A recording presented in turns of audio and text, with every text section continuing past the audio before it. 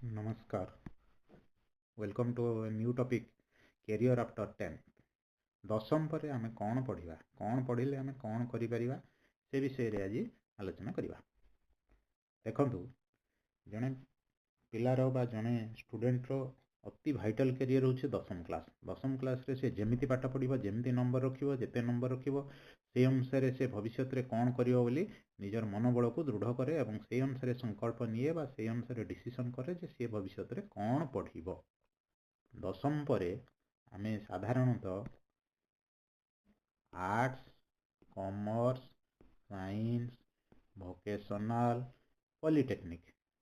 ଏ ପାଞ୍ଚଟି ଭିତରୁ ଆମେ ଯେକୌଣସି ଗୋଟିଏକୁ ଚୁଜ୍ କରିବା। ଯେତେ ଏଇ ଯେଉଁ ପାଞ୍ଚଟି ରହିଲା, ଏ ପାଞ୍ଚଟି ମଧ୍ୟରୁ ସବୁଥିରେ ଅଲଗା ଅଲଗା କ୍ୟାରିୟର ଅଛି। ସବୁକିଛି ନିର୍ଭର କରୁଛି ନିଜର ମନୋବୃତ୍ତି, ନିଜର ଇଚ୍ଛା ଶକ୍ତି, ନିଜର ଇଣ୍ଟରେଷ୍ଟ ଉପରେ। ଆମକୁ ଯେଉଁଟା ଭଲ ଲାଗୁଛି ଆମେ ସେଇ କ୍ୟାରିୟରକୁ ଚୁଜ୍ କରିବା, ସେହି ଅନୁସାରେ ଆମେ ପାଠ ପଢ଼ି ଆମେ ଭବିଷ୍ୟତ କ୍ୟାରିୟର ଆମର ଗଠନ କରିବା। ଆଜି ଆମେ ଡିସ୍କସନ୍ କରିବା ପ୍ରଥମ ଟପିକ୍ଟି ହେଉଛି ଆର୍ଟ୍ସ। ଆର୍ଟ୍ସ ପଢ଼ି ଜଣେ କ'ଣ କରିପାରିବ, ଆର୍ଟ୍ସ ପଢ଼ିଲେ ଜଣଙ୍କର ଫ୍ୟୁଚର କ୍ୟାରିୟର କ'ଣ ରହିଛି। ପ୍ରଥମ ହେଉଛି ଫାଷ୍ଟ ଆଣ୍ଡ ଫରମୋଷ୍ଟ, ଯେଉଁଟା ଅତି ଭଲ ବା ଅତ୍ୟନ୍ତ ନୋବୁଲ ପ୍ରଫେସନ୍ ହେଉଛି ଟିଚିଂ ଆଣ୍ଡ ଏଜୁକେସନ୍। ଶିକ୍ଷକତା କରିବା, ପାଠ ପଢ଼ିବା, ଛୋଟ ପିଲାଙ୍କଠୁ ବଡ଼ ପିଲାଙ୍କ ପର୍ଯ୍ୟନ୍ତ ପାଠ ପଢ଼େଇ ସେମାନଙ୍କର ଭବିଷ୍ୟତ ଗଠନ କରିବା। ଏହା ଏକ ଅତ୍ୟନ୍ତ ନୋବୁଲ ପ୍ରଫେସନ୍, ବହୁତ ହିଁ ଭଲ। ତାହେଲେ ସେଥିପାଇଁ କ'ଣ କରିବା ପାଇଁ ପଡ଼ିବ? ଆର୍ଟ୍ସ ପଢ଼ିଲେ ମଧ୍ୟ ଜଣେ ଟିଚର ହେଇପାରିବ ବା ଶିକ୍ଷକ ହେଇପାରିବ, ଭଲ ଶିକ୍ଷକ ହେଇପାରିବ। ସେଥିପାଇଁ କ'ଣ କରିବା ପାଇଁ ପଡ଼ିବ? +2 ଆର୍ଟ୍ସ ପଢ଼ିବ, ତାପରେ +3 ଆର୍ଟ୍ସ ପଢ଼ିବ ବା ଇଣ୍ଟିଗ୍ରେଟେଡ୍ ITP, +2 ପରେ ITPରେ ସେ ଡାଇରେକ୍ଟ BEd କରିପାରିବ। ଯଦି ସେ BEd କରୁଛି, BEd କଲେ କ'ଣ ହେଇପାରିବ ନା ଗଭର୍ଣ୍ଣମେଣ୍ଟ ସ୍କୁଲର ଟିଚର ହେଇପାରିବ, ପ୍ରାଇଭେଟ୍ ସ୍କୁଲର ଟିଚର ହେଇପାରିବ।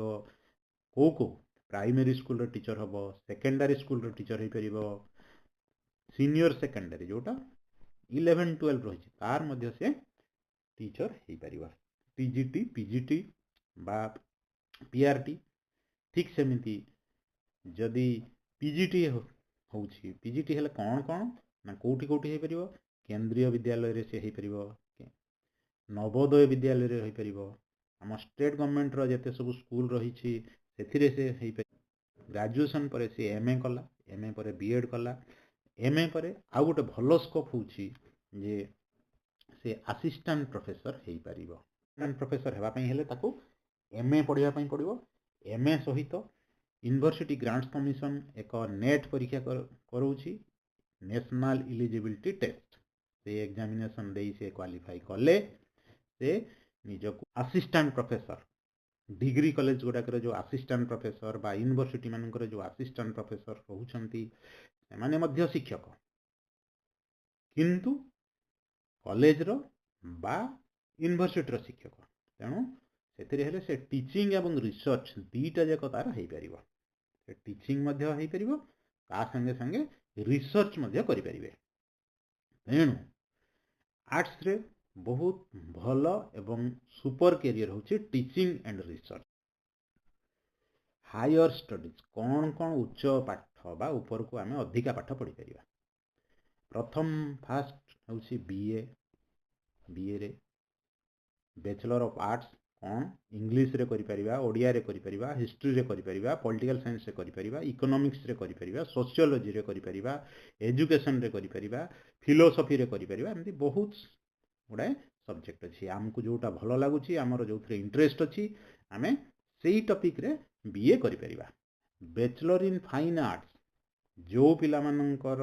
ଆର୍ଟ ଭଲ ହେଉଛି ବା କଳା ପ୍ରତି ଆଗ୍ରହ ଅଛି ସେମାନେ ବ୍ୟାଚଲର ଡିଗ୍ରୀ ବା ଗ୍ରାଜୁଏସନ୍ ଫାଇନ୍ ଆର୍ଟ୍ସରେ କରି ନିଜ କ୍ୟାରିୟରକୁ ବହୁତ ସୁନ୍ଦର ଭାବରେ ଗଢ଼ି ତୋଳିପାରିବେ। ସେଥିରେ ମଧ୍ୟ ଫ୍ୟୁଚର ବହୁତ ଭଲ ଅଛି। ଜର୍ଣ୍ଣାଲିଜିମ୍ ଆଣ୍ଡ ମାସ୍ କମ୍ୟୁନିକେସନ୍, ଆପଣମାନେ ଜାଣିଥିବେ ବର୍ତ୍ତମାନ ଯୁଗରେ ଜର୍ଣ୍ଣାଲିଜିମ୍ର ଡିମାଣ୍ଡ କେତେ ବା ମାସ୍ କମ୍ୟୁନିକେସନ୍ର ଡିମାଣ୍ଡ କେତେ। ସେଥିରେ ସାଲାରୀ ମଧ୍ୟ ବହୁତ ଭଲ, ସାଲାରୀ ବା ରେମୁନେସନ୍ ମଧ୍ୟ ବହୁତ ଭଲ। आपण मैंने देखंतु जो टीवी रे जो बड़ बड़ आंकर मैंने अच्छी से विषय देखंतु से विषय तथ्य संग्रह करंतु देखंतु से मासकू केते टंका से नौछंती गोटे गोटे न्यूज चैनल रू ये जर्नालिज्म भल आंकरिंग करुछंती बा भल जर्नालिस्ट होउछंती बोलकी सेमानंकर रेमुनेशन मध्य से अनुसार बहुत अधिका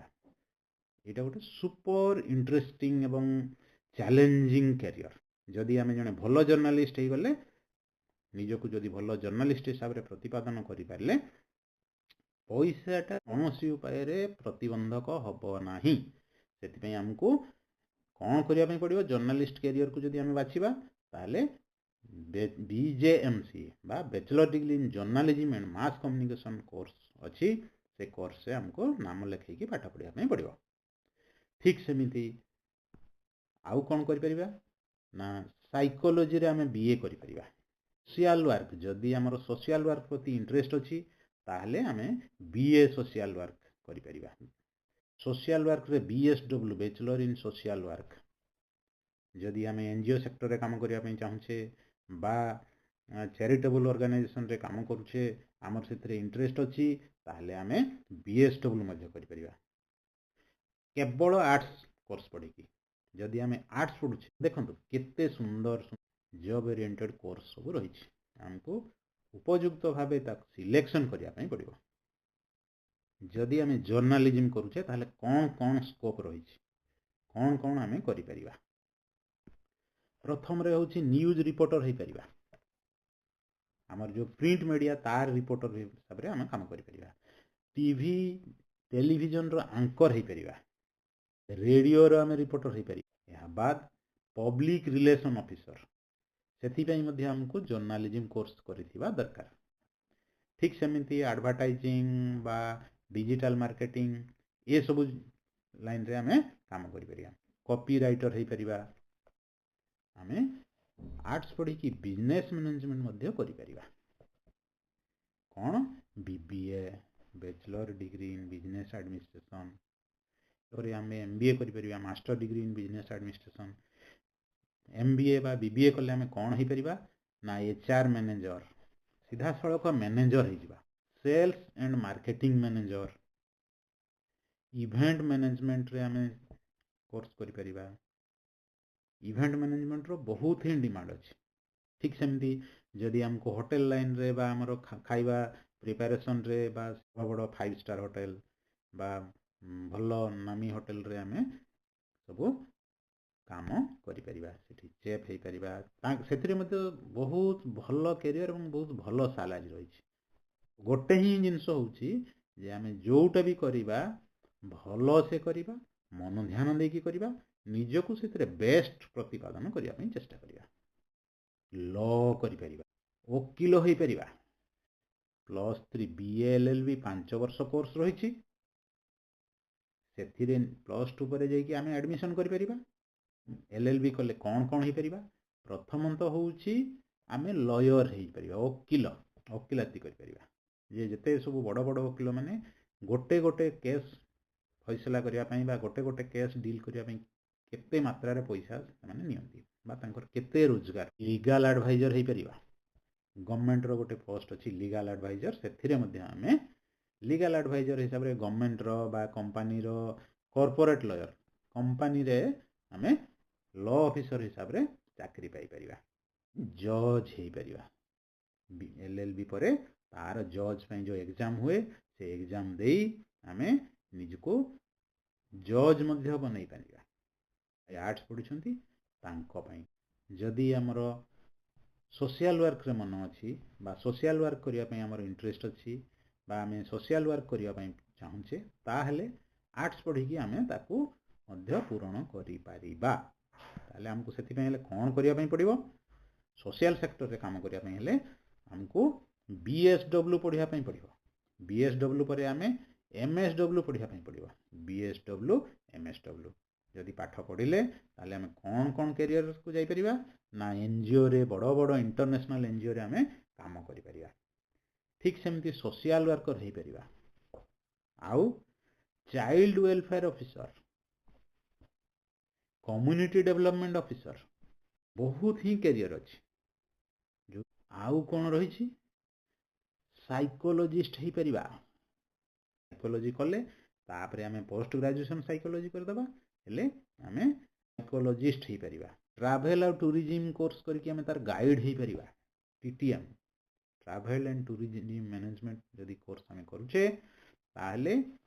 तार गाइड हो परिबा ठीक सेमती जदि फॉरेन लैंग्वेज रे आमे पाठ पढ़ी परिबा जापानीज बा जर्मन फ्रेंच विभिन्न जो आमर फॉरेन लैंग्वेज अच्छी से आम कोर्स कर कैरियर गठन कर ठीक सेमती फिटनेस बा योग ट्रेनर योगा हूँ बर्तमान गोटे बहुत सुपर इंटरेस्टिंग कैरियर जो थी कि बहुत लोक बर्तमान निज हेल्थ प्रति कॉन्शियस हेले योग इंस्ट्रक्टर बा फिटनेस ट्रेनर हेले आम कैरियर को गठन कर यूपीएससी दे परिबा ओपीएससी दे परिबा यूपीएससी ओपीएससी देकी आम गवर्नमेंट जॉब सब करी परिबा कौन ना IAS OAS IPS IFS staff selection commission रो CGL combine graduate level examination बा कंबाइन +2 पर जोटा होची हायर सेकेंडरी लेवल रो एग्जामिनेशन ताकू दे आमे सरकारी चाकरी करि परिबा बैंक रे ऑफिसर हे परिबा बैंक रो किरानी मध्य हे परिबा रेलवे रे आमे चाकरी करि परिबा पुलिस डिपार्टमेंट रो एसआई कॉन्स्टेबल बा आउ जहा सब रहिला से सब रे मध्य आर्ट्स पढ़ी कि आमे चाकरी करि परिबा स्टेट गवर्नमेंट रो विभिन्न प्रकार जॉब जथा आरआई हला अमीनो हला एआरआई हला बा आपनकर जिला स्तरीय जो विभिन्न प्रकार क्लर्क किरानी पदवी रही ता पई मध्य अप्लाई करि परिबा सेथिरे परीक्षा दे कि आमे निजको जाई परिबा फॉरेस्ट डिपार्टमेंट रे चाकरी करि परिबा फॉरेस्टर हो परिबा गार्ड हो परिबा एपरी बहुत ही जॉब अपॉर्चुनिटी अछि किंतु सबुथिरे हमको मन ध्यान देकरी आम इंटरेस्ट अनुसार ताको करिया पई पड़िबो तेबे जाई कि आमे करि परिबा आज पई एतिकी रहउची।